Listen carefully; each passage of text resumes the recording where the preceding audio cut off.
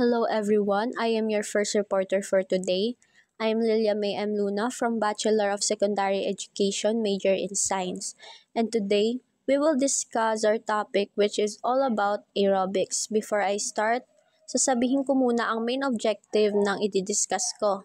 The main objective is identify and learn the differences of aerobic and anaerobic exercises. First, what is aerobics? Aerobics is also known as cardio, a type of physical activity that mainly relies on the aerobic energy generating process. Sabi dito, ang aerobics ay kilala bilang cardio na nagre-require ng pumping ng oxygenated blood na kung saan ang puso natin ay nagdadala ng oxygen sa mga muscles natin. And also, aerobic means air or with air, dahil ito ay isang paraan ng pag-exercise na nakakapag-increase ng heart rate at breathing habang tumatagal. Matatawag lamang na isang exercise na aerobic ito kapag tagtagal ito ng 20 to 30 minutes or higit pa. Example na lamang ng aerobics ay jogging, swimming, cycling, at aerobic dancing. Next, what is anaerobics? Anaerobics is a type of physical activities that breaks down glucose in our body without using oxygen. Anaerobics is shorter but more intense than aerobic exercises. Sabi dito, ang anaerobic naman daw ay isang uri ng physical activities na nakakapagpababa ng glucose or yung tinatawag natin na blood sugar sa ating katawan na hindi gumagamit ng oxygen, kaya ang anaerobic naman ay tinatawag na no air. Ang anaerobic ay ginagawa lamang sa maikling oras. Hindi ito katulad ng aerobics na mahaba ang oras na kailangang gugulin. Pero sabi nga kanina, ang anaerobic ay mas mataas yung intensity level niya kumpara sa aerobic, or in other words, ang anaerobic ay isang uri ng vigorous exercise. Ang example na lamang ng anaerobic exercise ay heavy weightlifting at plyometric training. Next is benefits of aerobic exercises. Ano-ano nga ba yung mga benepisyo ng aerobic exercises sa katawan natin? First, it enhances cardiovascular health by fortifying the heart and lungs. Dito, ine-enhance yung cardiovascular health natin sa pamamagitan ng pagpapatibay ng puso at baga. Second, allowing them to circulate oxygen-rich blood throughout the body more efficiently.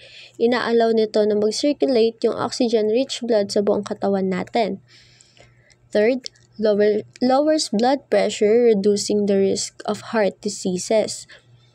Sabi dito, nakakapagpababa daw ng blood pressure or yung sa Tagalog ay alta presyon na nakakapagpabawas ng risk ng heart diseases.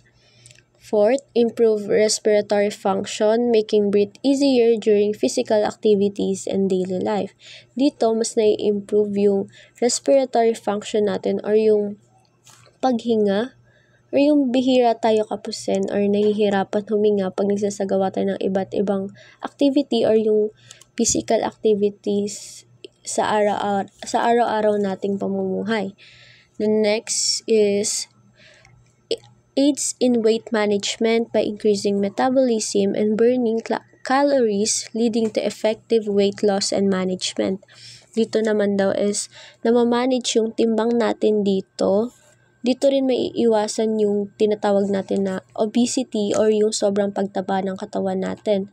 At dito din daw ay bibilis yung metabolism natin and yung pagtunaw ng pagkain and also yung pagtunaw ng calories sa katawan natin na nakatutulong sa pagbabawas ng timbang natin. Sa pamamagitan nito, mas ma-maintain natin yung timbang natin. 6. Boosts mood and reduce stress levels, improving overall well-being. Dito nabuboost yung mood natin and nababawasan yung stress kapag nagsasagawa tayo ng aerobic exercises. Ito rin ay nakakatulong para ma-improve yung buong katawan natin or yung sarili natin. 7. Helps alleviate symptoms of anxiety and depression. Dito naman dahil gumagaan yung pakiramdam natin, mas nawawala yung anxiety or dito natin may iwasan natin dito yung anxiety or yung depression. 8. enhances cognitive function including memory, attention, and decision-making abilities. Dito, mas ma-enhance yung cognitive function natin or yung sa pag-iisip natin. Kasama na dito yung memory and yung decision-making abilities natin or yung kakayahan natin na makapag-isip at magdesisyon. 9. Strengthens muscles and bones, increasing bone density and reducing the risk of osteoporosis. Dito naman daw ay pinapatibay ng aerobic exercises yung muscles at buto natin at pinatataas nito yung or nagpapataas ito ng bone density na pwedeng makapagpapababa ng risk or yung chance na magkaroon ng osteoporosis. Lastly, promotes better sleep and helps regulate sleep patterns. Dito naman daw, it promotes better sleep. Dito magkakaroon tayo ng sleep pattern natin kung saan dati yung tulog natin putol-putol tapos kulang na lang palagi. Dito, kapag nag-start ka ng aerobic exercise, mas maayos yung sleeping pattern natin. Types of aerobic exercises. Una na dyan yung low-impact aerobics. Are exercises that minimize the force placed on joints. Walking, cycling, and swimming are examples of such exercise. These types of exercise are suitable for beginners or people with joint problems, as they are less likely to cause injury or aggravate existing joint pain. Yung low impact ay yung mga katamtaman at natural na ehersisyo. Sustainable siya para sa mga beginner at hindi siya masyadong mabigat sa katawan. Iwas din siya sa disgrasya unlike sa high impact. Nakakatulong ito palakasin ang puso, baga at katawan. Pagbabari ng calories. Example dyan yung paglalakad, paglalangoy, pagbibisikleta, seated exercise, tsaka stretching. Pangalawa, moderate impact aerobic. Involve exercise that increase the amount of force placed on joints, but they still remain relatively low impact. Dancing, step aerobic, and elliptical training are some examples of moderate impact. They can help improve cardiovascular fitness and endurance and are accessible to a wide range of individuals. Yung moderate impact aerobic naman ay yung mga katamtaman na antas na likas o intensity. Mas mataas kaysa sa low impact, pero hindi kasing bigat ng high impact. Nakakatulong sa pag-improve sa cardiovascular fitness at endurance. Sa moderate impact, mabilis ang tibok ng puso at mas malakas ang paghinga. Kaya rin magsalita habang nag-ehersisyo. Example dyan yung running, step aerobic, tsaka elliptical training. High impact aerobic involves continued high energy activity that usually take both of the exercise fitness and the floor at the same time. This type of aerobic involves energetic use of large muscle group over a period of time purpose of cardiac exercise. Typically with the goal of weight loss, running, and plyometrics are some examples of high aerobics. These types of exercise are typically reserved for individuals who have higher fitness level, as they can be more challenging and have a higher risk of injury. Yung high impact aerobic ay yung mas mataas na ehersisyo sa mga activities. Parehong pa ay yung maalis sa lupa ng sabay-sabay na makakapagpababa ng timbang at nagpapabilis ng paghinga. Ito yung mga nakalaan para sa individual na may higher fitness level. Maaari rin may mas mataas sa pinsala ng panganib. Example dyan yung jumping jacks, running, jumping rope, aerobic dancing, tsaka high knees. My name is Christine Joy Tating and I'm here to explain the timeline history of aerobic exercise. Paano nga ba nagsimula o ano nga ba ang history ng aerobic exercise? So, as stated on the presentation, during 1992, Archibald Vivian Hill and Otto Fritz Meyerhoff were both awarded the Nobel Prize Medicine in 1922 for their work on muscle metabolism. Hill's research focused on how muscles produce heat during exercise, habang si Meyerhoff naman yung kanyang research o ang kanyang work ay it explores the relationship between oxygen consumption and lactic acid metabolism in muscles. As I stated earlier, yung kay Hill nga, yung kanyang work ay nagpo-focus on physical process. Dahil dyan, nagkaroon ng concept yung research niya na tinatawag nating oxygen deficit. Yung oxygen deficit naman, ay yun yung oxygen na nabawas sa'yo during anaerobic exercise. And ayun lang naman, while Meyerhoff naman, na-uncover niya yung kung paano nag-work yung muscle metabolism natin on chemical process. He found that muscles break down carbohydrates into lactic acid without oxygen. So, ayun nga, their work combined and their findings provided a comprehensive picture of muscle energetics. In-explain ito how heat and chemical reaction work on muscle contraction and recovery. Moving on naman, on 1940s, there was Dr. Bill Orban. He is a scientist working on the Canadian military, and he developed RCAF during late 1950s and not during World War II.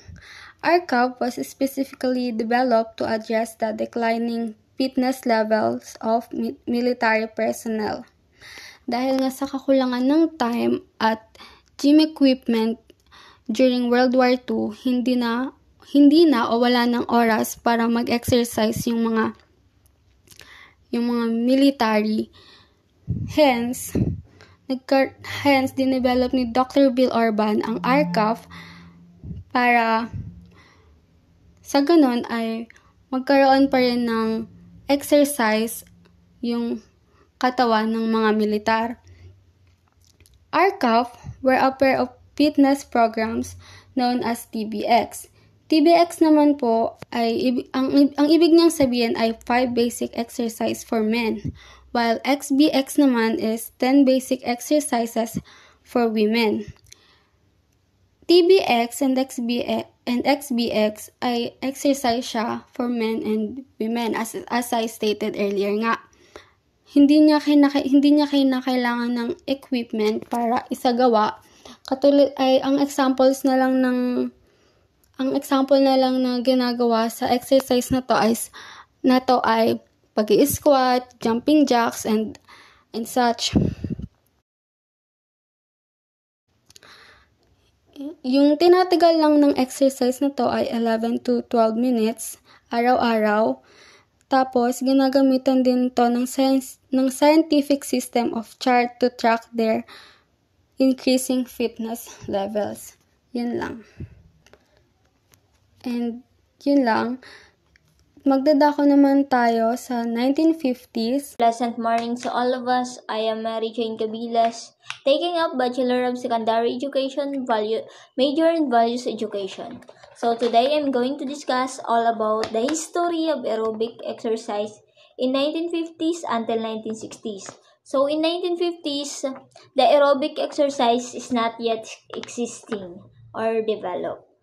Kaya naman, sa panahong ito, 3 kilalang siyentipiko ang nagsagawa ng mahalagang aral tungkol sa ehersisyo at sa paghinga, which is sina Henry Taylor, Per Olof Astrand at si Bengt Salzin. Which is, si Henry Taylor ay nakilala natin sa pagdevelop ng concept of lactate threshold. So, ito po yung punto kung saan ang ating katawan ay nagsisimulang gumawa ng mas maraming lactic acid kaysa sa kaya nitong tunawin habang nag-eehersisyo. So, kapag nangyari ito, mabilis tayong mapagod at makaramdam ng hapdi sa ating kalamanan.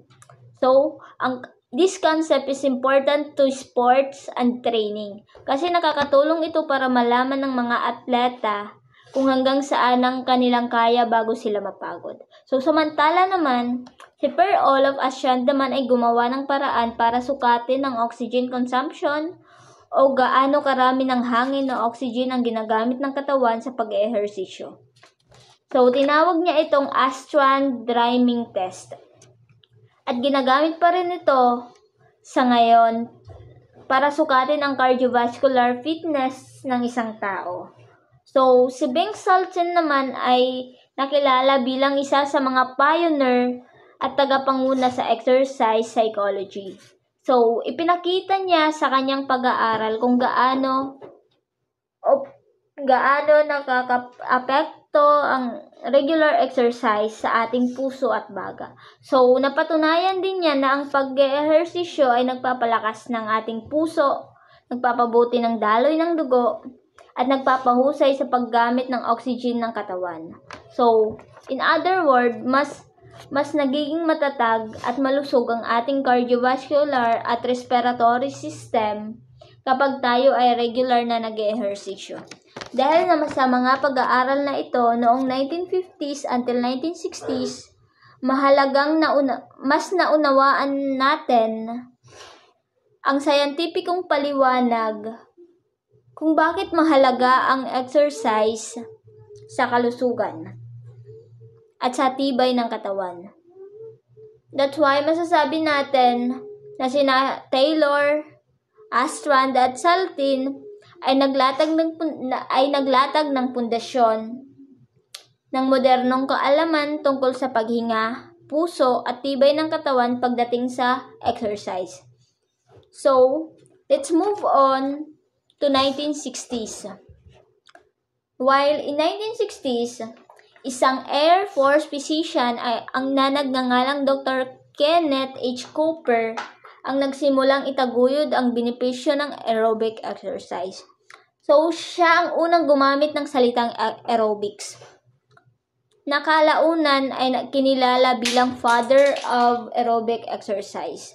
So, Dr. Kenneth H. Cooper is the father of aerobics. So, ang aklat na nagbago sa pananaw ng ehersisyo noong panahong iyon ay si Dr. Cooper na nagsulat ng isang aklat na pinamagatang aerobics. So, sa aklat na ito, ipinakilala niya ang isang point system para masukat kung gaano kaepektibo ang mga ehersisyo sa pagpapabuti ng cardiovascular fitness. So, ibig sabihin, bawat uri ng ehersisyo tulad ng pagtakbo, paglangoy, pagbebisikleta, ay may katumbas na puntos depende sa tagal nito. So, ang aklat na aerobics ay naging bestseller. At dahil dito, lumaganap sa buong mundo ang konsepto ng aerobic exercise bilang mabisang paraan para mapabuti ang kalusugan at tibay ng katawan. So, ang layunin ni Dr. Cooper ay hikayatin ang mga tao na mag-exercise hindi lang para maging malakas kundi para mapababa ang panganib ng mga sakit tulad ng heart disease, diabetes, at obesity. Sa madaling salita, tinuruan niya ang publiko na ang aerobic exercise ay hindi lang para sa atleta, kundi ito ay para sa lahat. So, ang epekto ng pananaliksik ni Dr. Cooper dahil sa kanyang pag-aaral ay nagsimula ng mga organisasyon at paaralan na isama ang aerobic fitness sa physical education, which is yung aerobic exercise ay napag-aaralan natin ngayon sa physical education program. So hanggang ngayon ginagamit pa rin natin ang prinsipyong ipinakilala ni Dr. Cooper bilang batayan ng modernong fitness training. So, kaya naman masasabi natin na ang dekadang 1960 ay nagsimula ng modernong panahon sa exercise. Mula sa mga sayantipikong pananaliksik ni Taylor, Astrand, at Saltin noong 1950s hanggang sa ideya ni Dr. Kenneth Cooper noong 1960s. Lahat ng ito ay nag-ambag sa pag-unlad ng kaalaman tungkol sa kalusugan, puso, at sa paghinga sa pamamagitan ng exercise.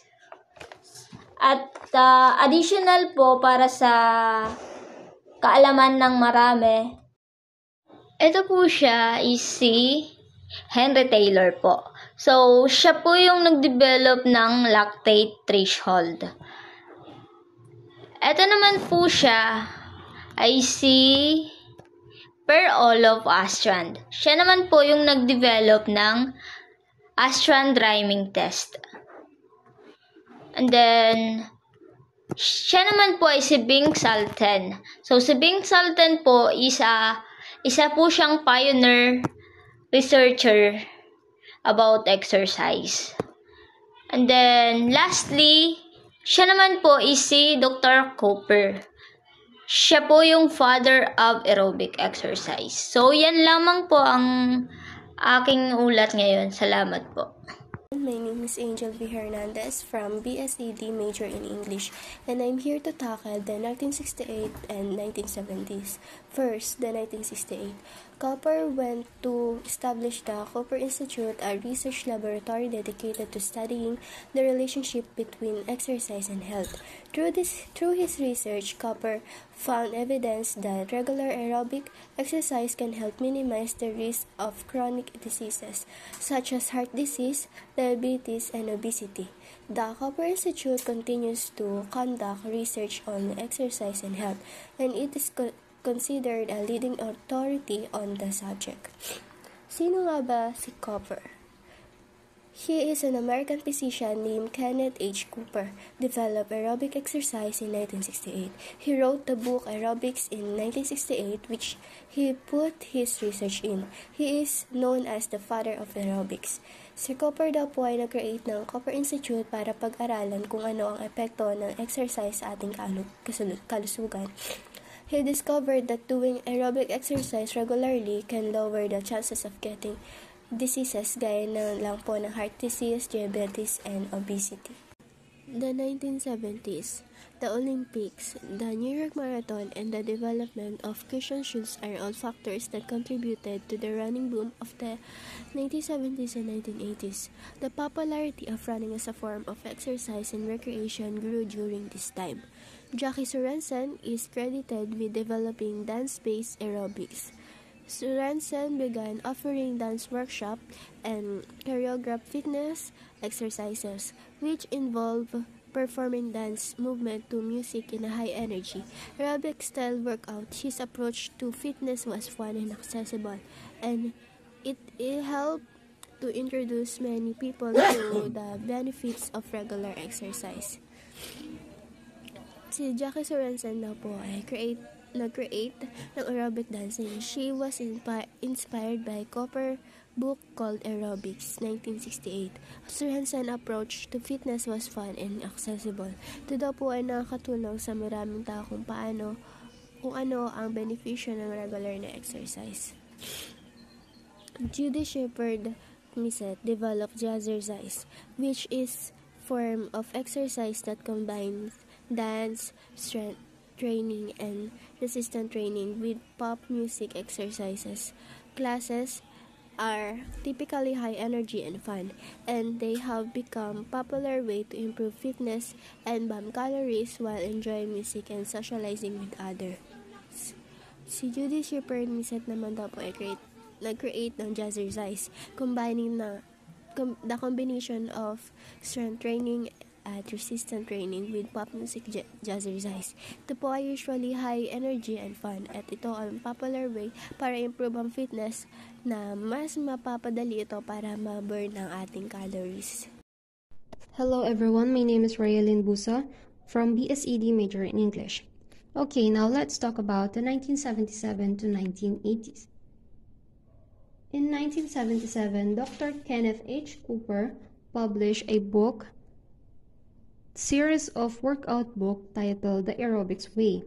This book contains different exercises which focuses on improving cardiovascular health and the importance of regular exercise. This book also enhanced the body oxygen intake, build endurance, and also reduce body fat. It has numerous benefits of aerobics exercises, including increased energy levels, to lower blood pressure and cholesterol, improve flexibility, and reduce stress. So, ang book na to, hindi lang siya basta nakafocus sa cardiovascular health. Meron din siyang iba't ibang benefit na makukuha, like increase energy levels, to lower blood pressure and cholesterol, and improve flexibility and reduce stress. Okay, now, the 1980s. Around this time, aerobics dance started to take off. By 1980, aerobics was everywhere. Classes moved from dance studio to health clubs, attracting a wider audience. Jane Fonda popularized working out for women, while Simmons made fitness accessible to a wider audience. Okay, sino nga ba si Jane and Richard Simmons? Jane Fonda is an American actress, activist, and former fashion model and fitness guru. When we say fitness guru typically possess a deep understanding of fitness principles. They are motivating other people to achieve their health and fitness goals. Okay, si Jane Fonda released a series of workout videotape on 1982 that were highly successful. She also published a workout book titled Jane Fonda Workout Book on 1981. This book became top bestseller list for a month. Jane Fonda opened her first workout studio on 1979. Her goal is to encourage women to embrace physical fitness, shifting the focus on being skinny to healthy and strong. So si Jane Fonda po, ang mga exercises na ginagawa niya is nakafocus lang sa mga babae. While Richard Simmons, he is an American fitness personality and public figure known for his energetic and flamboyant persona. Richard Simmons made fitness accessible to a broader audience by incorporating people of all sizes and shapes in his Sweeten into Oldies. So, ang pinagkaiba ni Jane Fonda and Richard Simmons, kung si Jane Fonda, yung exercises na ginagawa niya is for women, si Richard Simmons naman is for broader audience.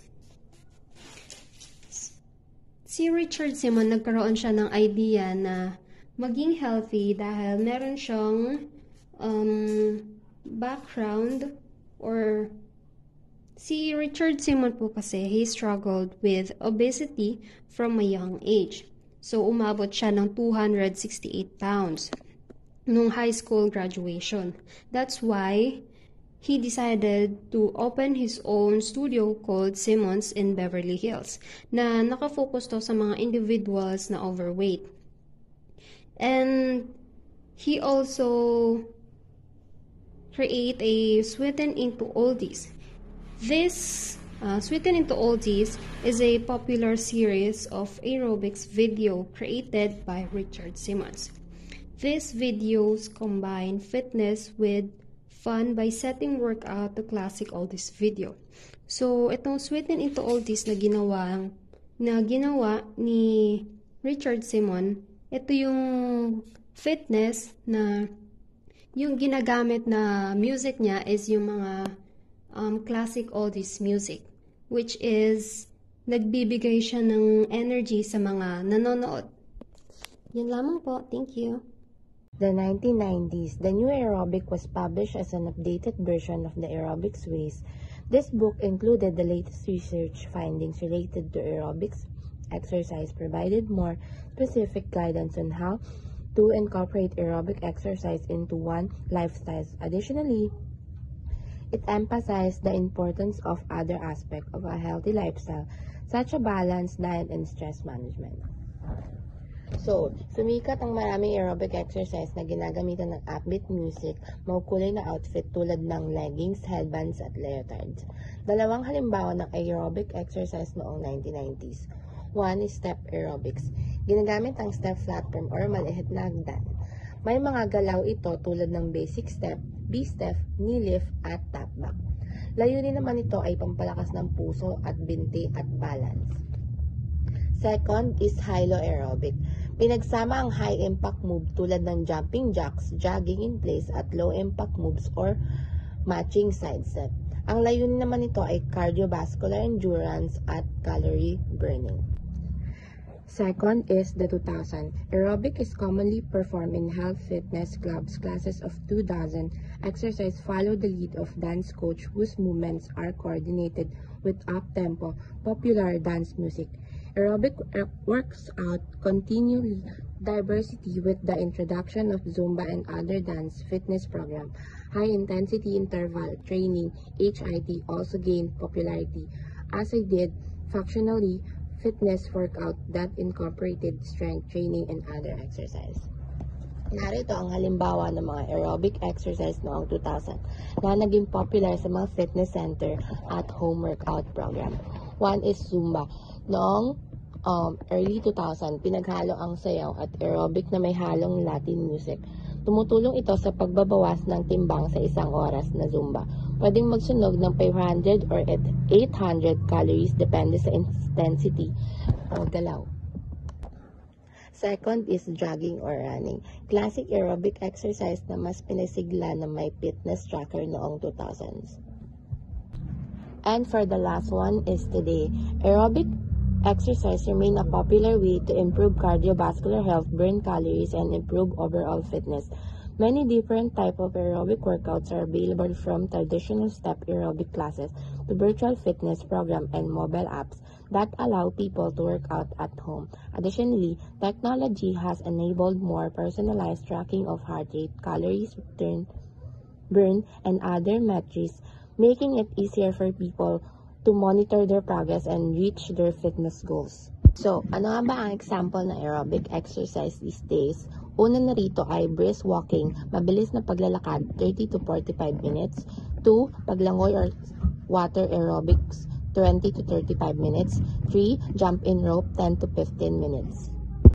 So for measuring aerobic exercise intensity, the intensity of aerobic exercise can be measured using various methods such as target heart rate, talk test, rating of perceived exertion or RPE, and metabolic equivalence or METS. So, para daw makompute ang heart rate ng isang tao, ito daw yung mga kailangan gamitin. So, okay, now let's talk about target heart rate. So, ano nga ba yung target heart rate?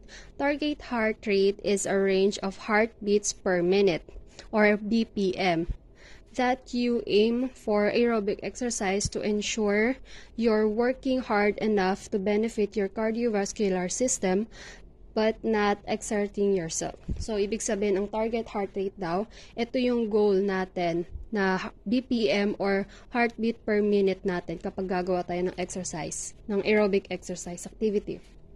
So, estimate maximum heart rate. Subtract your age from 220. So, yung age daw, isosubtract daw siya sa 220. This is a rough estimate of the maximum number of times your heart can beat per minute. So, ang result nun is yun yung medium number of times your heartbeat can beat per minute. So, estimate maximum heartbeat lang siya. So, sa determine target range naman, meron siyang dalawang types, yung moderate intensity exercise and high intensity exercise. So, when we say moderate intensity exercise, ito yung mga basic na exercise lang siya, basic aerobic exercise lang siya na ginagawa. So, kapag sinabi naman na high intensity exercise, ito yung mga big movements na siya, or yung mga klase ng exercise na talagang nakakapagod or masusubukan talaga yung heartbeat ng isang tao or talagang yung gagalaw talaga siya ng malaki. Then, moderate intensity exercise aim for 50 to 70 of your maximum heart rate. While high-intensity exercise naman, aim for 70 to 85% of your maximum heart rate. So, paano siya kinocompute? Okay, for example, 40 years old ako. Then, sabi sa estimate maximum heart rate, isusubtract daw yung age sa 220. So, try natin i-compute na 40 or 220 minus 40 is equal to 180 BPM or 180 heartbeat per minute. Yun yung maximum heart rate ko. Sa moderate intensity exercise naman, 180 is galing siya doon sa result ng maximum heart rate, then imumultiply lang natin siya sa 0.50. So, yung 0.50, galing siya doon sa 50 to 70% of your maximum heart rate sa moderate intensity exercise. So, magiging, siya, 180 times 0.50 is equal to 90 BPM or 90 heartbeat per minute. And 180 times 0.70 naman is equal to 126. So, sa moderate intensity exercise, 90 to 126 heartbeat per minute ang goal ng isang tao kapag yun yung exercise na gagawin niya, kapag moderate lang. Kapag high intensity exercise naman, ganun din yung process na gagawin natin. 180 times 0.70. So, yung sa high intensity exercise niya 70 to 85% ng maximum heart rate natin. So, kukunin natin yung 70 and 85%. So, magiging siya, 0.70. So, i-multiply natin yung 180 times 0.70 is equal to 126 heartbeat per minute hanggang 180 times 0.85 is equal to 153 BPM. So, sa high intensity exercise, 126 to 153 heartbeat per minute ang goal ng isang tao kapag high intensity yung exercises na ginagawa niya. Okay, using target heart rate helps to individualize your workout intensity and also ensuring you're challenging yourself appropriate for your age and fitness level. Ibig sabihin, yung mga exercises na ginagawa natin, hindi lang siya basta-basta or hindi lang sa kung ano yung gusto natin. Kumbaga, i-base natin siya sa age natin and sa katawan ng isang tao. Kasi may mga tao na hindi pare-parehas ng katawan, ng age, syempre. And yun yung ibig sabihin na hindi lahat ng exercise pwede natin gawin. So, i-base natin siya sa age natin and sa fitness level natin. The heart rate can be measured during exercise and can provide an indication of exercise intensity. Pwede natin ma-measure yung heart rate ng isang tao when exercising by checking his or her pulse while doing an exercise. And then, the target heart rate for aerobic exercise is usually between 50 to 85%. Yun yung maximum heart rate ng isang tao kapag nag-exercise siya according to American Council on Exercise. Habang meron naman isang simple method na ginagawa ng isang tao para i-check yung intensity ng pag-exercise niya. Kapag ang isang tao ay nakakapagsalita pa in a normal and comfortable way, it is likely that the intensity is low or moderate. Habang ang isang tao naman, kapag nag-exercise, tapos tinatry niya magsalita, tapos hindi siya makapagsalita ng maayos, mostly breaths na lang yung nalalabas ng bibig niya, then the intensity of the exercise is high, and that is also according to American Heart Association. Meron naman tayong tinatawag na ratings of perceived exertion or mas kilala bilang RPE. Ito naman daw yung subjective measure of exercise intensity and involves rating how hard you feel. So, dito, subjective siya. From the word itself, subjective, personal. So, ikaw mismo yung nagbibigay kung gaano ka-intense yung exercise na gagawin mo. Ini-involve din dito kung ano yung mararamdaman mo habang nag-exercise ka on a scale of 1 to 10. And that's also from American College of Sports Medicine.